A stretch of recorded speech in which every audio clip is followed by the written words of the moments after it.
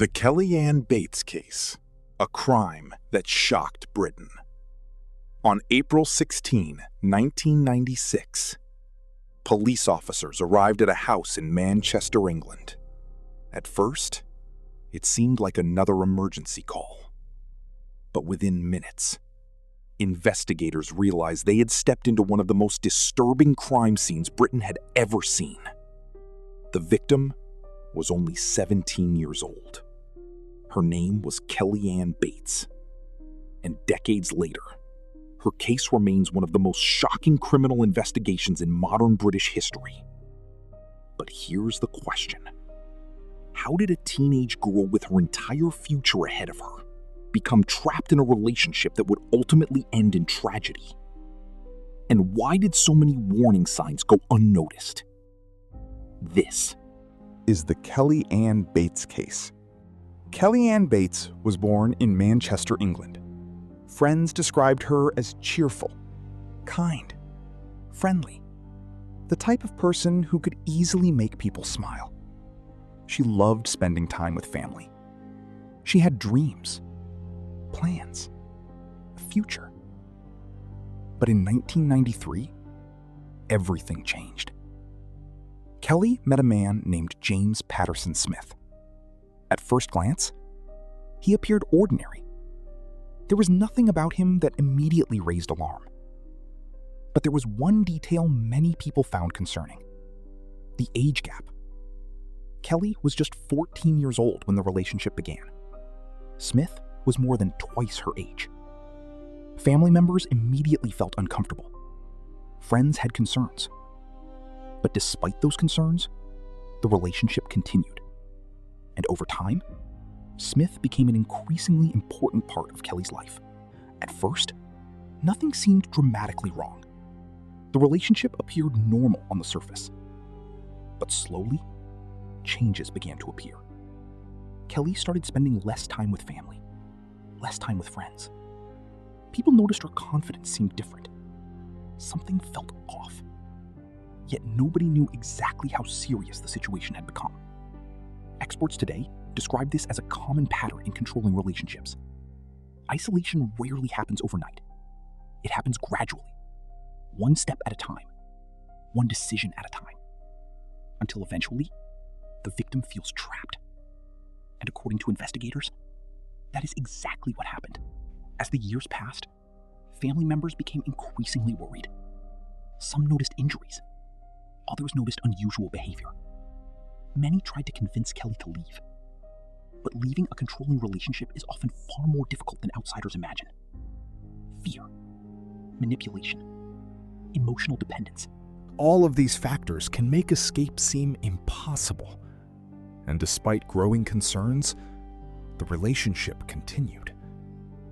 Unknown to those around her, the situation was becoming more dangerous. With every passing month, with every passing year, the warning signs were becoming impossible to ignore. Then came April of 1996, the moment that would forever change countless lives. Emergency services were called to Smith's home. When police arrived, they immediately realized they were dealing with something horrific. Detectives began documenting the scene, collecting evidence, interviewing witnesses, and attempting to understand exactly what had happened. What they uncovered would shock even experienced investigators. Many officers later described the case as one of the worst they had ever encountered. Not because of a mystery, not because the suspect escaped, but because of the sheer cruelty involved. As investigators pieced together the timeline, a disturbing picture began to emerge. Witness statements, physical evidence, medical findings, everything pointed toward a long history of abuse and control. The investigation quickly focused on James Patterson Smith. Police worked to build a complete understanding of the relationship. The more evidence they uncovered, the more disturbing the case became. Soon, the entire country would hear Kelly's story, and public reaction was immediate. shock, anger, disbelief. Many struggled to understand how such a tragedy could happen. Eventually, the case reached court, and that's where the full scale of the tragedy became clear. Prosecutors presented evidence. Witnesses testified. Investigators explained their findings. Day after day, the courtroom listened.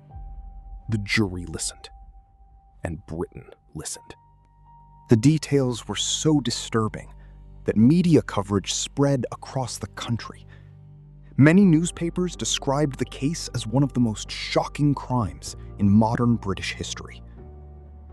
When the trial concluded, the jury reached its verdict. James Patterson Smith was found guilty. The judge described the crime as exceptionally cruel. A life sentence followed. For Kelly's family, justice had been served. But nothing could undo what had happened. Nothing could bring Kelly back. Cases like this often raise difficult questions. Why do victims stay? Why don't they leave? Why don't more people intervene? The reality is complicated. Abusive relationships are rarely simple. They involve fear, manipulation, control, psychological pressure. And often, victims feel trapped long before anyone realizes what's happening.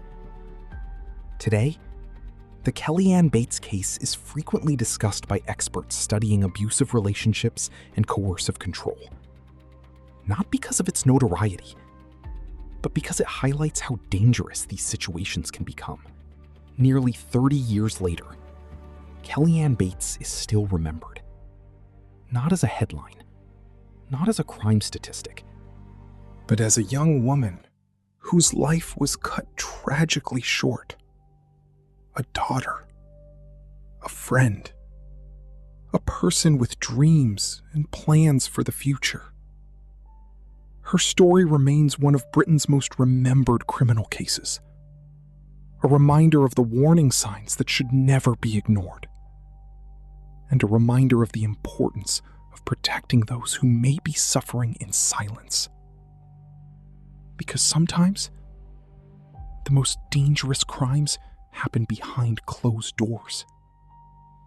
And by the time the world learns the truth, it's already too late. This has been the Kellyanne Bates case. And this is Mystery Mac.